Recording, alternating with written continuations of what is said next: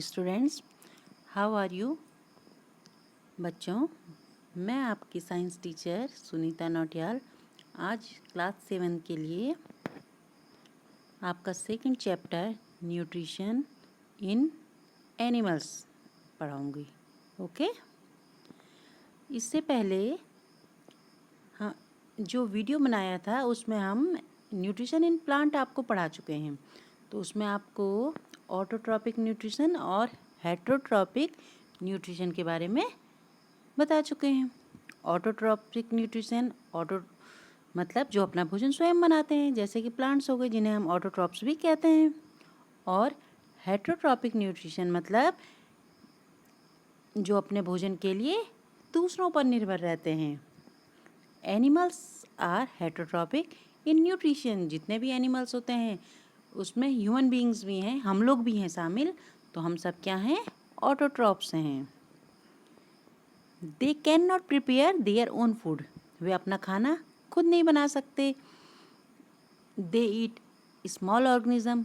वे छोटे जीव को खाते हैं। अ प्लांट और एन एनिमल।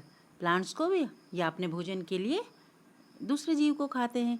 जैसे कि आप पढ़ चुके हैं, हर्बीवोर जो प्लांट्स को खाते हैं, कार्निवोर जो मांसाहारी होते हैं। लेकिन जो मांसाहारी भी होते हैं ये इनडायरेक्टली तो किस पे डिपेंड हैं? प्लांट्स पे तो है निर्भर। जैसे कि शेर है, शेर ने क्या किसे खाया? बकरी को खाया। लेकिन बकरी ने क्या खाया? बकरी ने तो पौधों को खाया। तो इसका मतलब डायरेक्टली और इनडायरेक्टली सब किस पे निर्भर है? प्लांट्स पे निर्भर हैं। तो इस प्रकार के न्यूट्रिशन को हम क्या बोलते हैं? Heterotrophic nutrition. Animal nutrition include nutrients requirement, mode of intake of food and its utilization in the body. इस चैप्टर में हम ये 3 भाग करेंगे। पहले न्यूट्रिएंट रिक्वायरमेंट कि पोषण की आवश्यकता क्यों है। Mode of intake of food, वो किस तरह से भोजन लेते हैं एनिमल्स अपना, और उनकी बॉडी में यूटिलाइजेशन क्या है। ओके बच्चों, अब देखिए nutritional requirement of animal. Food is necessary for survival of all living organism including animal. जितने भी लिविंग ऑर्गेनिज्म है मतलब सजीव हैं, उनके लिए, उनको सर्वाइव करने के लिए, उनको जीवित रहने के लिए किसकी आवश्यकता होती है? फूड की। Animal need proper nutrition for growth and maintenance of their body. जो कोई भी एनिमल है उसको खाना क्यों चाहिए? उसकी वृद्धि के लिए, मेंटेनेंस के लिए। उसके बाद दूसरा कारण टू परफॉर्म डेली एक्टिविटीज। उसकी जो डेली की रोज़ की क्रियाएं होती हैं उनको करने के लिए, जैसे खाना, घूमना, सोना, ये जो रोज़ के हमारे काम होते हैं इसके लिए ऊर्जा मिलती है हमको खाने से। To perform vital function of body. और तीसरा जो न्यूट्रिशनल रिक्वायरमेंट है, जो हमारे शरीर के अंदर की रिक्वायरमेंट है, डाइजेशन, पाचन, ब्रीदिंग, सांस लेना, जितनी उसके लिए भी हमको भोजन की आवश्यकता होती है। न्यूट्रिशन की मतलब पोषण की आवश्यकता होती है। Animal depend on plant and other animal for their nutritional requirement. कोई भी एनिमल्स हैं, बल्कि उसमें ह्यूमन बीइंग भी शामिल हैं, वो अपनी न्यूट्रिशनल रिक्वायरमेंट के लिए, अपने पोषण को पूरा करने के लिए प्लांट्स और दूसरे जानवरों पर निर्भर हैं। अब दूसरा भाग, मोड ऑफ टेकिंग फूड। तो the process of nutrition in animal undergoing 5 steps.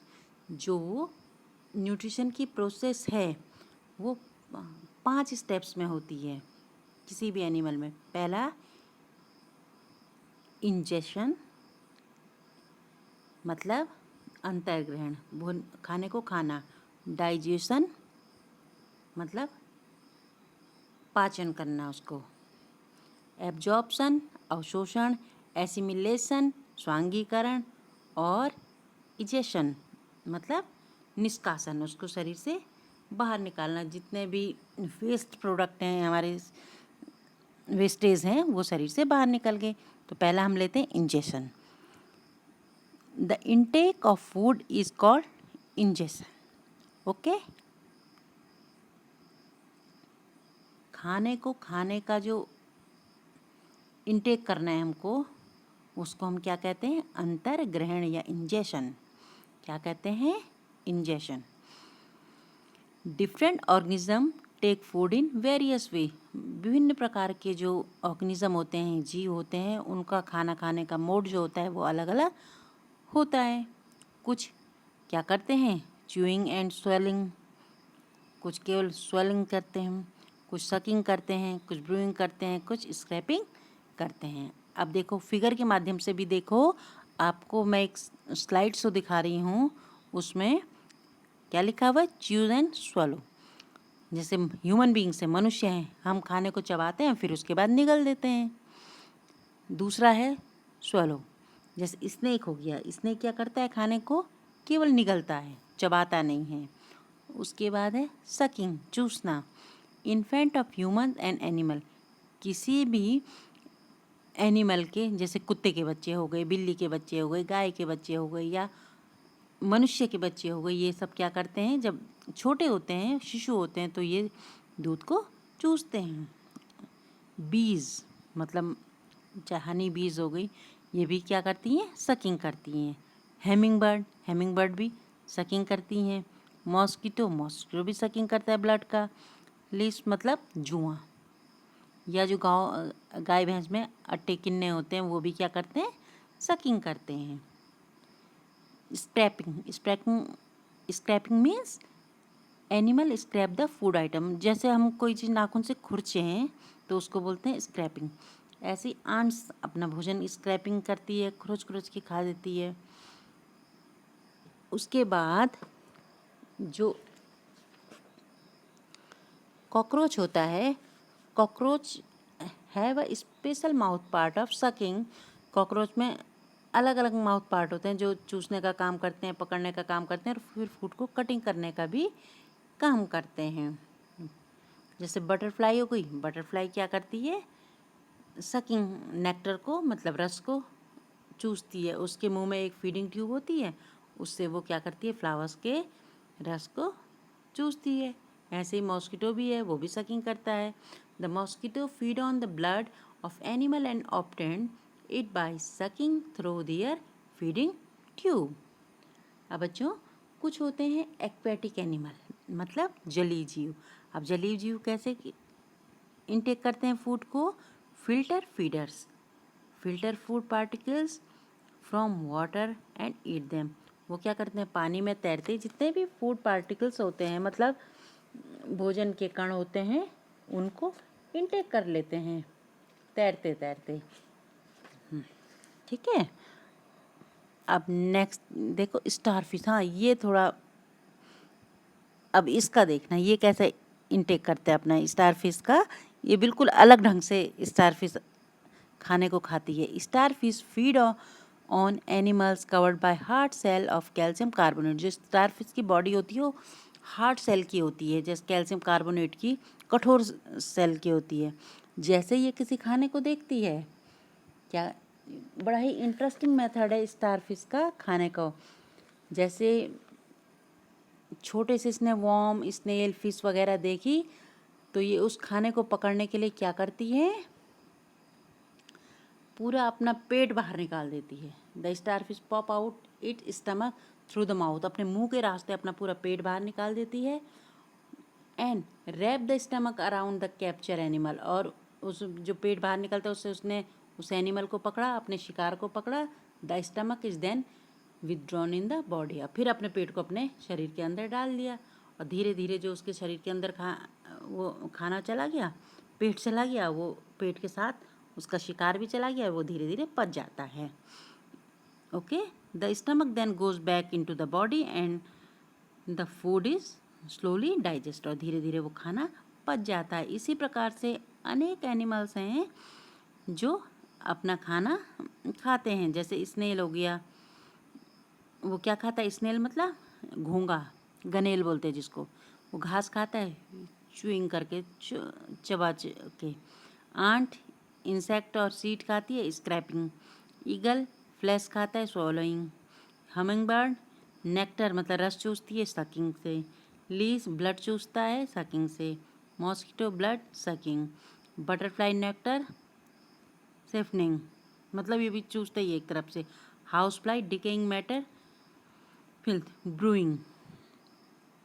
ठीक है, हाउस फ्लाई क्या करती है, house fly lives on liquid food, it use its saliva and dissolve the food. ये अपने स्लाइवा से खाने को गीला करती है, and from the solution then it sucks, फिर वो गीला करके उसको अपनी जो फीडिंग ट्यूब होती है उसके माध्यम से अपने शरीर में ले लेती है। अब दूसरा पार्ट डाइजेशन, मतलब डाइजेशन इन ह्यूमन बीइंग्स, खाने का पाचन कैसे होता है। अब हमने मुंह से खाना खा लिया, उसका पाचन कैसे हुआ, डाइजेशन क्या है, पाचन क्या है। It is the process by which animal break down complex food substance into simpler substance. सबसे पहले तुम ये ध्यान रखो, जो कॉम्प्लेक्स फूड सब्सटेंस होते हैं वो हमारी बॉडी सीधे सीधे एब्जॉर्ब नहीं कर पाती है, तो उसको एब्जॉर्ब करने के लिए उसको सिंपल सब्सटेंस में टूटता है वो शरीर के अंदर से विभिन्न प्रकार के एंजाइम्स के द्वारा, या हम कहीं हिंदी में कह रहे पाचक रसों के द्वारा। फिर उसके बाद can be easily absorb by our body, उसके बाद वो हमारी शरीर से आसानी से एब्जॉर्ब हो जाता है। एंड प्रोडक्ट्स ऑफ डाइजेशन, जैसे कार्बोहाइड्रेट्स है, ये क्या है, सिंपल शुगर में टूट जाता है, प्रोटीन है अमीनो एसिड्स में टूट जाता है, फैट है फैटी एसिड और ग्लिसरॉल में टूट जाता है। तो अब हम पढ़ेंगे डाइजेशन, पाचन ह्यूमन बीइंग्स में ही पढ़ेंगे।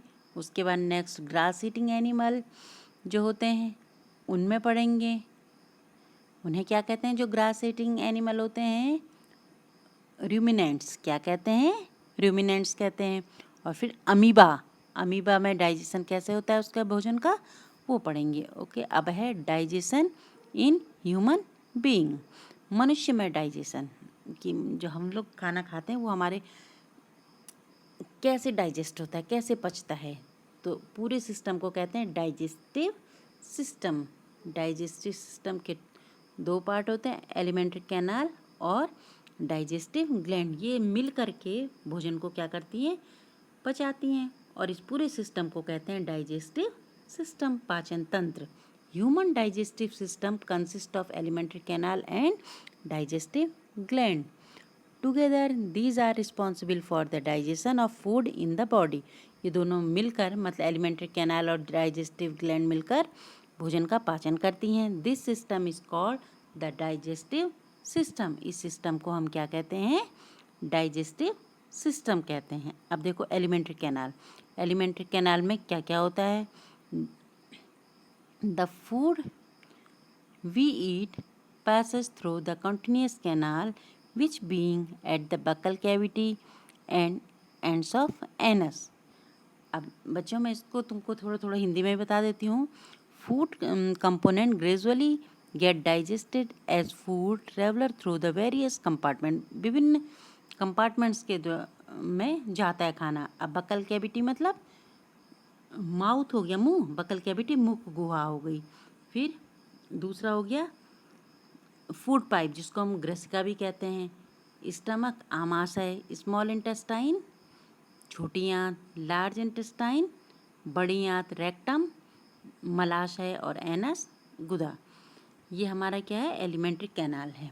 Okay, first the canal can be divided in various compartment. जो एलिमेंट्री कैनाल होती है विभिन्न हिस्सों में बटी होती है। सबसे पहले द बकल कैविटी, मुंह जिसको मुंह गुहा कहते हैं, हम खाना खाते हैं मुंह के रास्ते।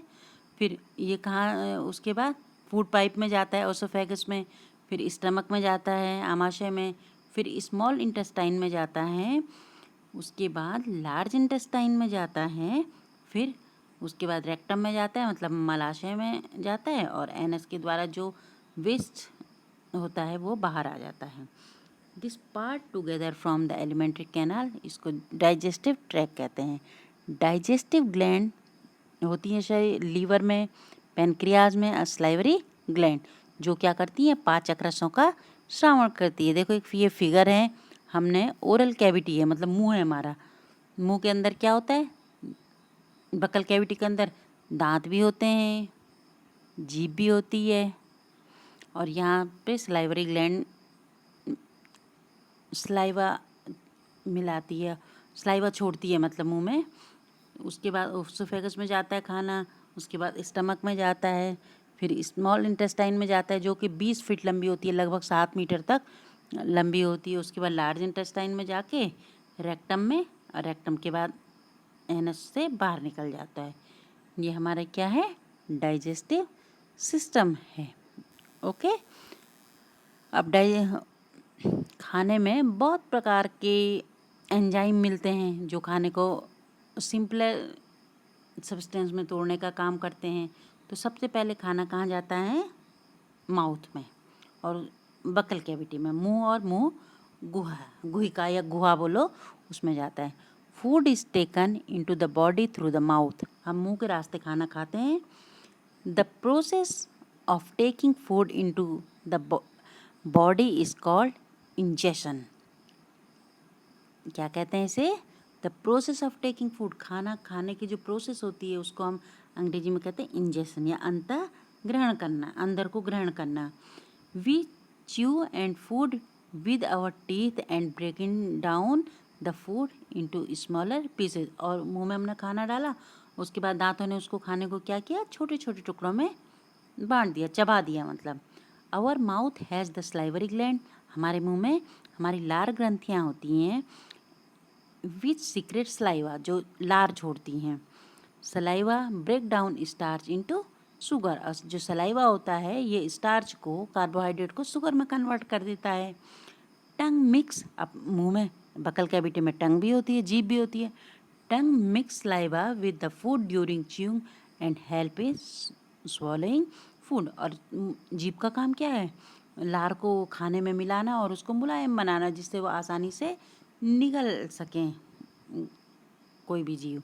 The partially digested food then pass into the oesophagus. उसके बाद जो पार्शियली डाइजेस्टेड फूड होता है, आंशिक पचा हुआ खाना, वो ओसोफेगस में चला जाता है। अब मुंह में के अंदर हमारे क्या होते हैं? दांत होते हैं। दांत भी 4 प्रकार के होते हैं, इसको हम बाद में पढ़ाएंगे। ओके। जीभ होती है, सलाइवरी ग्लैंड होती हैं। जीभ एक तरफ से फ्री होती है और एक तरफ से जुड़ी हुई होती है। तो अब ये जांचने के लिए कि जो कार्बोहाइड्रेट है ये शुगर में कन्वर्ट हुआ कि नहीं हुआ, इसके लिए हम एक टेस्ट करते हैं, experiment to show effect of saliva on starch, कि लार का क्या स्टार्च पर प्रभाव पड़ा। इसके लिए हम एक छोटा सा टेस्ट करेंगे। हम 2 टेस्ट ट्यूब ले लेंगे। एक टेस्ट ट्यूब में बॉयल्ड राइस डालेंगे, मतलब भात डालेंगे, चावल डालेंगे पके हुए, जिसमें प्रेजेंस ऑफ स्टार्च का, कार्बोहाइड्रेट या स्टार्च उपस्थित होगा। दूसरे टेस्ट ट्यूब में हम भात को चबा करके, मतलब मुंह में चबा करके वो चबाए हुए चावल डालेंगे, मुंह से निकाल के चबाए हुए चावल डालेंगे। अब उसमें कार्बोहाइड्रेट का टेस्ट करना है, जो कि मैं तुम्हें कक्षा 6 में पढ़ा चुकी हूँ। उसमें क्या डालते हैं? आयोडीन की ड्रॉप डालते हैं। 2-3 ड्रॉप आयोडीन डालेंगे तो क्या देखोगे? जो पहली टेस्ट ट्यूब थी उसका कलर कैसे हो गया? ब्लू ब्लैक हो गया। तो इसका मतलब उबले हुए चावलों में क्या था? कार्बोहाइड्रेट था, स्टार्च था, तो उसका कलर चेंज हो गया। लेकिन जो चबाए हुए चावल थे उसमें लार मिला हुआ था। Saliva break down starch into sugar. Saliva ने, लार ने उस स्टार्च को शुगर में कन्वर्ट कर दिया, मतलब सिंपलर सब्सटेंस में कन्वर्ट कर दिया। तो उसका कलर नहीं बदला। No blue black colour in iodine test. तो इसका मतलब अब उसमें क्या नहीं है? स्टार्च नहीं है। ओके बच्चों, अब आपको जो भी ये स्लाइड शो दिखा रहे हैं इसको अपनी कॉपी में लिखो और याद करने की कोशिश करो, स्पेलिंग याद करो। Okay, bye.